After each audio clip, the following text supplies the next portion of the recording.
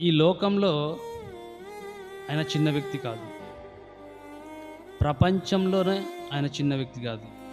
ప్రపంచవ్యాప్తంగా ఆయనకున్నంత విలువలు ఈ లోకంలో ఏ మనిషికి లేవు ప్రియులారా. యేసుక్రీస్తు ఆయన ఏ పుస్తకము రాయలేదు.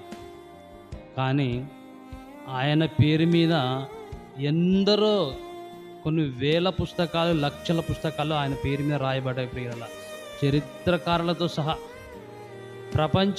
ప్రపంచవ్యాప్తంగా ఎన్ని పుస్తకాలు రాసినా ఆయన పుస్తకాలన్నీ లేవంట. యేసుక్రీస్తు ఏ పాట కూడా రాయలేదు, ఏ పాట కూడా పాడలేదు ప్రియులారా.